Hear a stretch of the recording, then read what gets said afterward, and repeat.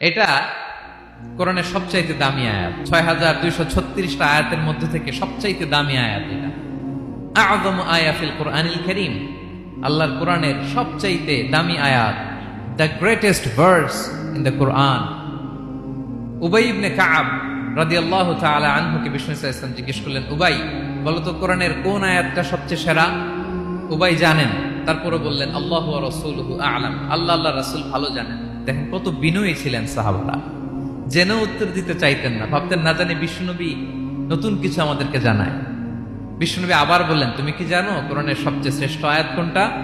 এবার উবাই ভাবলেন এবার আমি উত্তরটা দিয়েই দেই। তিনি বললেন আয়াতুল কুরসি, আল্লাহু লা ইলাহা ইল্লা হুয়াল হাইয়ুল কাইয়ুম, এটা শ্রেষ্ঠ আয়াত। বিষ্ণুনবী খুশি হয়ে উবাই ইবনে কাবের বুকে একটা চাপড় মারলেন, এরকম আদরের চাপড় দিয়ে বললেন, লিয়াহনিকাল ইলমু ইয়া আবুল মুনজির, হে আবুল মুনজির, জ্ঞান এবং প্রজ্ঞা তোমার জন্য মোবারক হোক, তুমি ঠিক বলেছো। সুবহানাল্লাহ পড়ে। তাহলে এই প্রথম ইনফরমেশনটা আজকে জানলাম, কোরআনের সর্বশ্রেষ্ঠ আয়াতের নাম,